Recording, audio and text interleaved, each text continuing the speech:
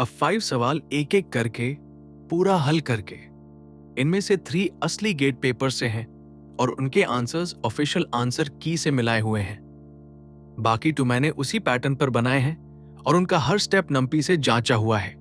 कौन सा है ये हर बार साफ बताऊंगा। ये सवाल तराजू के बांटों की तरह रखे गए हैं। पहला हल्का, बीच के एग्जाम लेवल के, चौथा भारी और आखिरी जानबूझकर गेट से भी कड़ा, ताकि असली पेपर आसान लगे। हर सवाल पर पहले स्टेटमेंट आएगा, फिर आप वीडियो रोककर खुद कोशिश कीजिए। उसके बाद हम साथ में सॉल्व करेंगे। पहला सवाल, गेट डा 2024, क्वेश्चन 34। ये नैट है, 1 मार्क। जवाब आपको खुद टाइप करना है, ऑप्शंस का कोई सहारा नहीं। कहा गया है 50 डेटा पॉइंट्स का सैंपल एवरेज 40 है। अब इसमें एक और डेटा पॉइंट जोड़ा जाता है जिसकी वैल्यू है 142। पूछा है नया सैंपल एवरेज क्या होगा। वीडियो रोककर पहले खुद ट्राई कीजिए। एक हिंट, जवाब 40 और 142 के बीच कहीं होगा और मीन की डेफिनेशन ही आपको पूरा रास्ता दिखा देगी। हल शुरू करने से पहले एक तस्वीर, क्योंकि यही पूरे सवाल की चाबी है। एक जग आधा भरा है और उसमें ऊपर से एक भारी धार डाली जा रही है। सोचिए पानी का लेवल कितना ऊपर जाएगा। इसका जवाब पहले वाले लेवल को देखकर नहीं मिलेगा। जवाब तभी मिलेगा जब पता हो कि जग में कुल कितना पानी था। एवरेज भी बिल्कुल ऐसा ही है। वो अपने आप में अधूरा नंबर है, क्योंकि वो टोटल को गिनती से बांटकर बना है। इसलिए जब भी एवरेज में कुछ जोड़ना या घटाना हो, सबसे पहला काम है एवरेज को वापस टोटल में बदलना। इसे आदत बना लीजिए।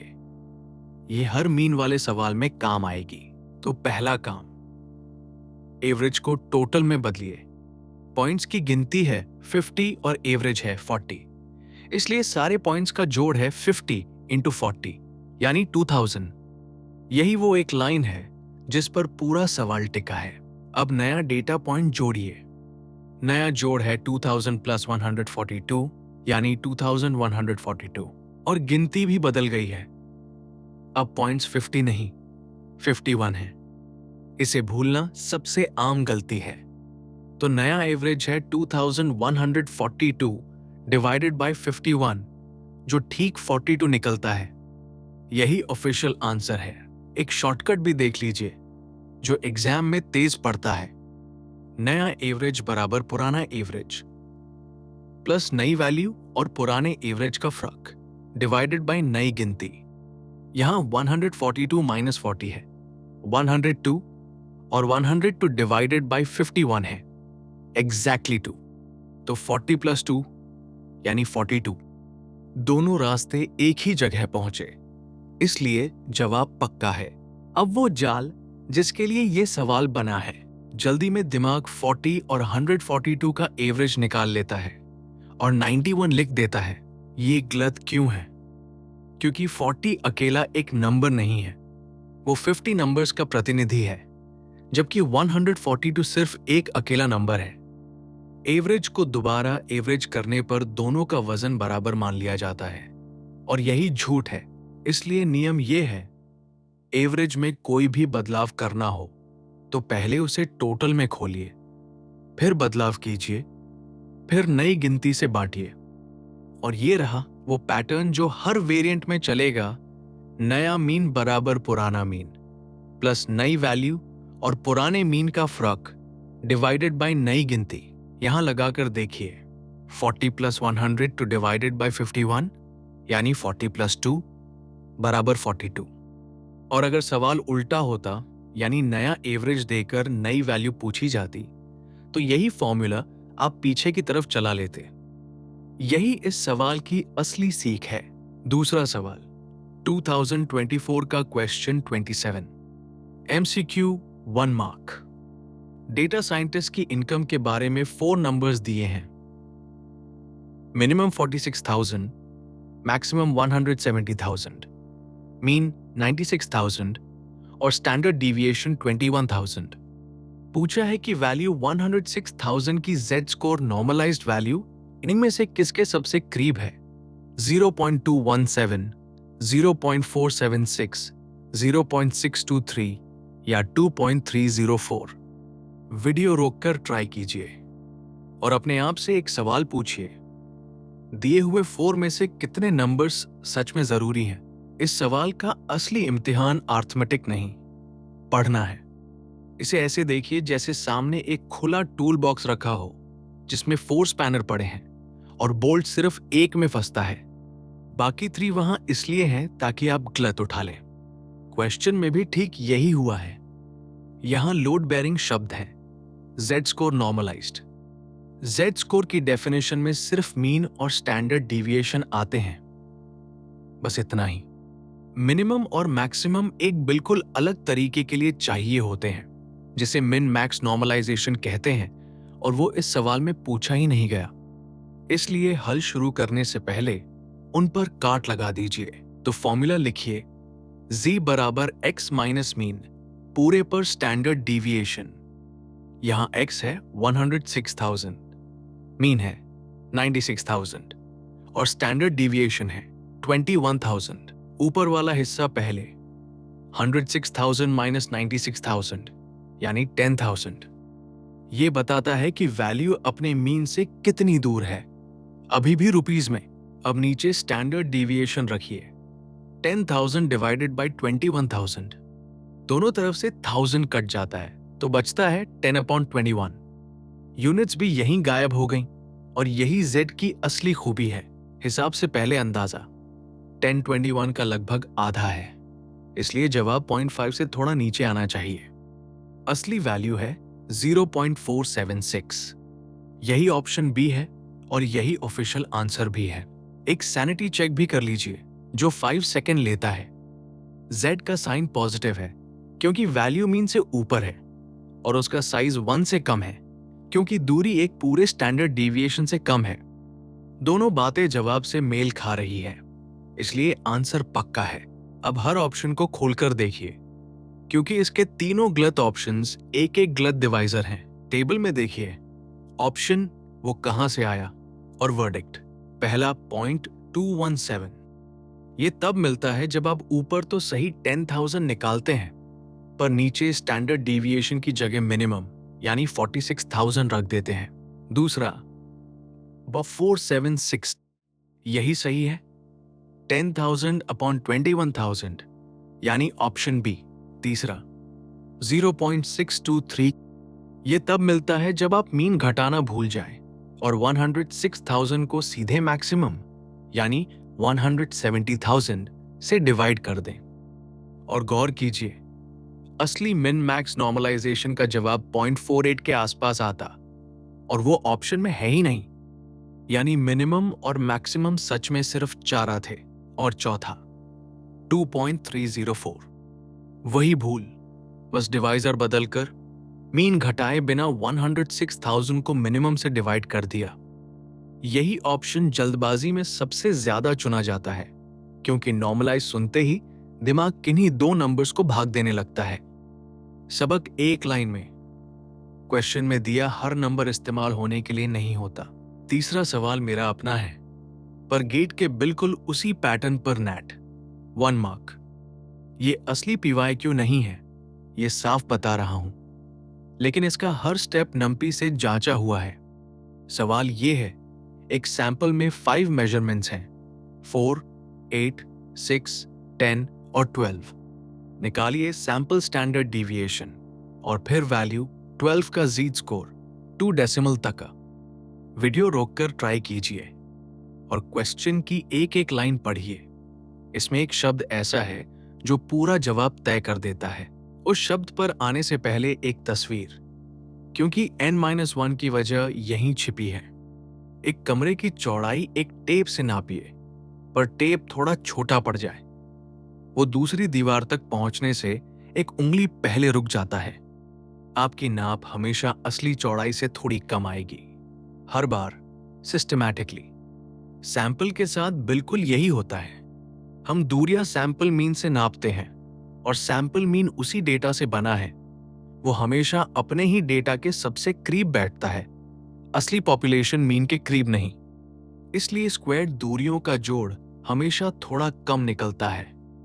n के बजाय n-1 से भाग देकर हम उस कमी की भरपाई कर देते हैं। इसी को बेसल्स करेक्शन कहते हैं। पहले मीन 4 + 8 = 12, + 6 = 18, + 10 = 28, + 12 = 40।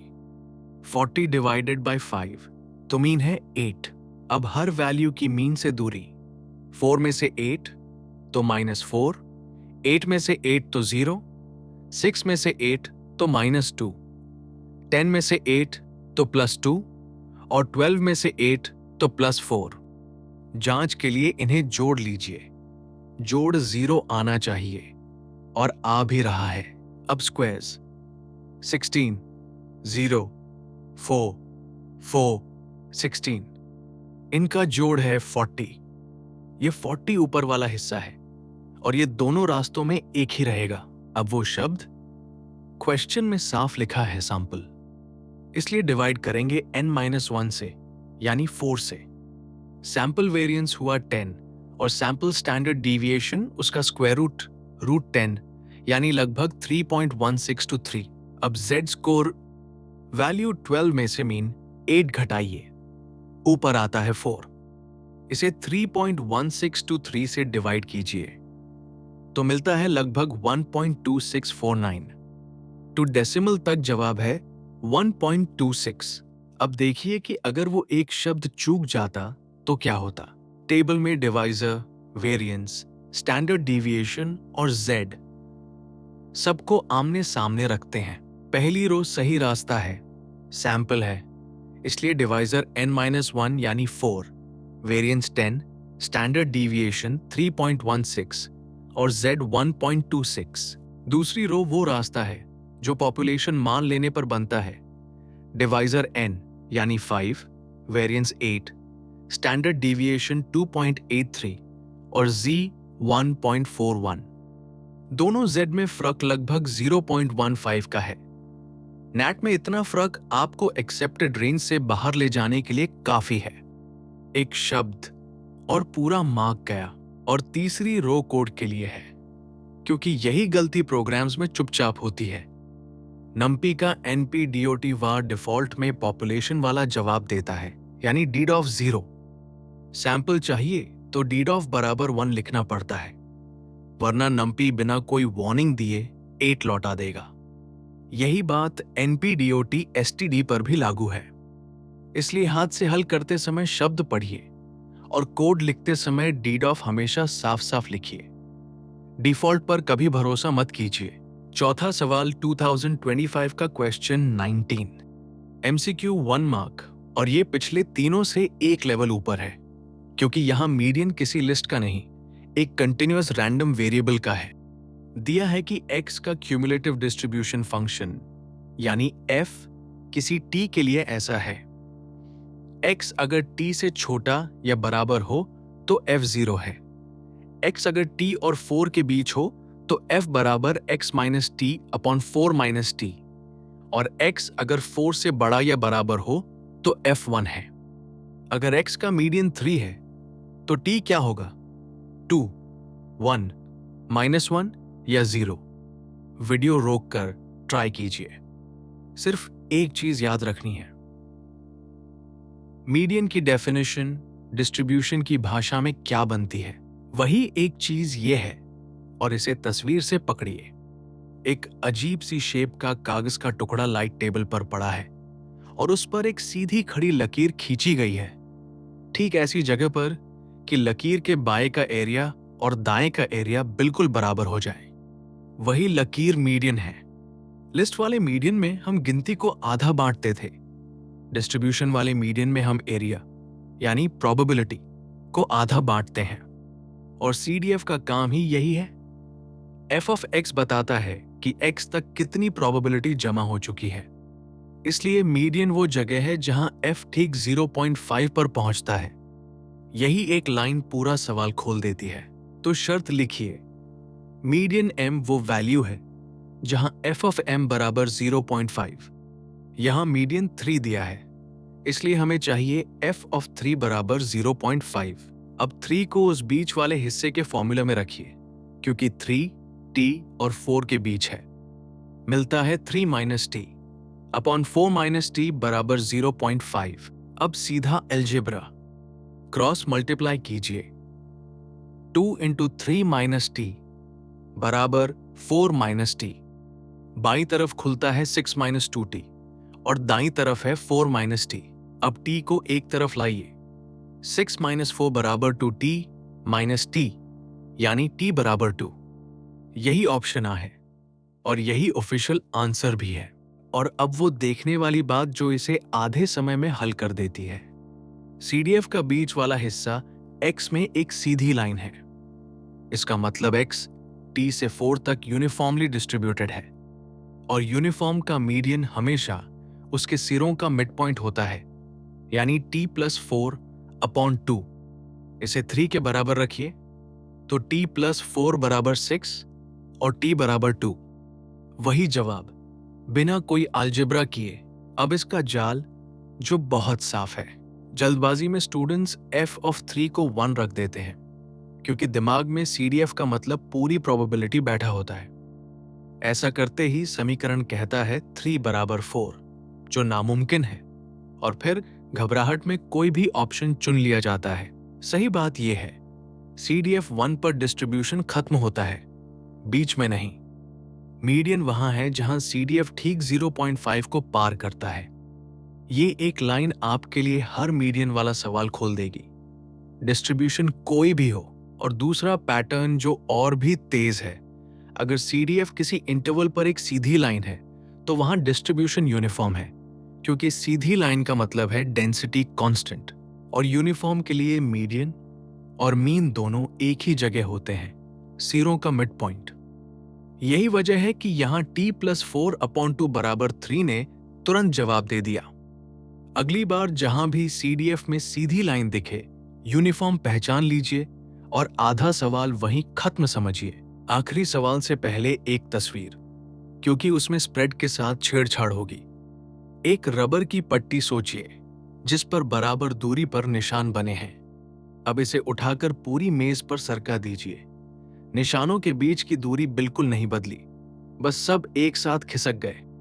यही होता है जब आप हर वैल्यू में एक कांस्टेंट जोड़ते हैं। सेंटर खिसकता है, स्प्रेड जरा भी नहीं।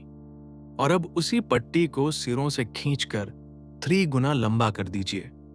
अब हर दूरी 3 गुना हो गई, लेकिन वेरिएंस दूरियों का स्क्वायर है, इसलिए वेरिएंस 3 गुना नहीं 9 गुना होगा। ये फर्क याद रखिए। अगला सवाल इसी पर खड़ा है, और अब आखिरी सवाल जो जानबूझकर गेट से कड़ा रखा गया है। यह भी मेरा अपना है, असली PYQ नहीं, पर हर स्टेटमेंट नंपी से जांचा हुआ है। ये MSQ है, 2 मार्क्स, यानी एक से ज्यादा ऑप्शन सही हो सकते हैं और हर ऑप्शन अलग से जांचना पड़ेगा। पूछा है, n रियल नंबर्स के किसी भी डेटा सेट के लिए इनमें से कौन से स्टेटमेंट्स हमेशा सच हैं? स्टेटमेंट अ, हर वैल्यू में 5 जोड़ देने से स्टैंडर्ड डिविएशन नहीं बदलता। स्टेटमेंट बी, हर वैल्यू को 3 से गुणा कर देने से वेरिएंस 3 गुना हो जाता है। स्टेटमेंट सी, अगर n ऑड है और 3 से कम नहीं, और आप सिर्फ सबसे बड़ी वैल्यू को और बड़ा कर दें, तो मीडियन नहीं बदलता। और स्टेटमेंट डी, सैंपल वेरिएंस, यानी n-1 वाला, हमेशा पॉपुलेशन वेरिएंस से स्ट्रिक्टली बड़ा होता है। वीडियो रोककर ट्राई कीजिए और हर स्टेटमेंट के लिए एक काउंटर एग्जाम्पल ढूंढने की कोशिश कीजिए। हमेशा सच वाले सवाल काउंटर एग्जाम्पल से ही टूटते हैं। अब एक एक करके टेबल में स्टेटमेंट, वर्डिक्ट और वजह। आज सच है, हर वैल्यू में 5 जोड़ने से मीन भी ठीक 5 बढ़ता है, इसलिए हर डिविएशन वही रहता है और वेरिएंस उन्हीं डिविएशंस के स्क्वायर पर बना है। मीडियन और मोड भी बस 5 बढ़ जाते हैं। बी गलत है, हर वैल्यू 3 गुना कीजिए तो मीन भी 3 गुना होता है, इसलिए हर डिविएशन 3 गुना। पर वेरिएंस डिविएशन का स्क्वायर है और 3 का स्क्वायर 9 है, तो वेरिएंस 9 गुना होता है, 3 गुना नहीं। स्टैंडर्ड डिविएशन जरूर 3 गुना होता है, और यही कंफ्यूजन की जड़ है। सी सच है, n ऑड है, इसलिए मीडियन ठीक बीच वाली पोजीशन पर बैठा है। आप सिर्फ सबसे बड़ी वैल्यू को और बड़ा कर रहे हैं, वो अब भी सबसे बड़ी है। इसलिए सॉर्टेड ऑर्डर में बाकी किसी पोजीशन को कुछ हुआ ही नहीं। यही मीडियन की रोबस्टनेस का सबूत है, और मीन इसी बदलाव से जरूर बढ़ेगा, और डी गलत है। यही असली शिकार है। n-1 छोटा डिवाइजर है, इसलिए लगता है जवाब हमेशा बड़ा आएगा, पर स्ट्रिक्टली शब्द इसे तोड़ देता है। सारी वैल्यूज एक जैसी हों, 5, 5, 5, तो स्क्वायर डिस्टेंसेस का जोड़ 0 है, और 0 को 5 से बांटिए या 4 से, जवाब 0 ही रहता है। बराबर, बड़ा नहीं। सही जवाब है अ और सी। उस आखिरी काउंटर एग्जाम्पल को एक तस्वीर बना लीजिए ताकि वो कभी ना छूटे। एक पत्थर की स्लैब पर बिल्कुल एक जैसे सफेद अंडे सीधी कतार में रखे हैं, हर एक उतना ही बड़ा, हर एक उतनी ही ऊंचाई पर। इस डेटा का स्प्रेड 0 है, और जब ऊपर वाला हिस्सा 0 हो तो डिवाइजर चाहे n हो या n-1, जवाब 0 ही रहता है। हमेशा और स्ट्रिक्टली जैसे शब्द एग्जाम में हल्के नहीं होते, वो पूरी स्टेटमेंट की किस्मत तय करते हैं। जब भी एमएसक्यू में ऐसे शब्द दिखें, सबसे पहले सबसे उबाऊ डेटा सोचिए। सारी वैल्यूज बराबर या n बहुत छोटा। ज्यादातर हमेशा सच वाले दावे वहीं टूटते हैं। पांचों निपट गए। एक बार पीछे मुड़कर देख लीजिए कि हर सवाल ने कौन सा एक हथियार दिया। हर रो में सवाल, उसे खोलने वाली चाल और आंसर। पहला 2024 का क्वेश्चन 3400, एवरेज को वापस टोटल में बदलिए, फिर नई गिनती से बांटिए, आंसर 42। दूसरा 2024 का क्वेश्चन 27, जेड स्कोर सिर्फ मीन और स्टैंडर्ड डिविएशन मांगता है, मिनिमम और मैक्सिमम चारा है, आंसर ऑप्शन बी यानी 0.476। तीसरा, अपना बनाया हुआ क्वेश्चन में लिखा शब्द सैंपल आपसे n-1 करवाता है, और वहीं से z निकलता है 1.26। पॉपुलेशन मान लेते तो 1.41 आता। चौथा 2025 का क्वेश्चन 19, डिस्ट्रीब्यूशन का मीडियन वहां है जहां CDF 0.5 को छूता है और सीधी लाइन वाला CDF यूनिफॉर्म होता है, आंसर ऑप्शन RT बराबर 2। और आखिरी, हर वैल्यू में कांस्टेंट जोड़ने से स्प्रेड नहीं बदलता, पर गुणा करने से वेरिएंस उस कांस्टेंट के स्क्वायर से बढ़ता है, और स्ट्रिक्टली जैसे शब्द बराबर वैल्यूज वाले डेटा पर टूट जाते हैं, आंसर A और C। अगर ये 5 सवाल बच गए तो असली पेपर का डिस्क्रिप्टिव स्टैटिस्टिक्स वाला सवाल आपको हल्का लगेगा।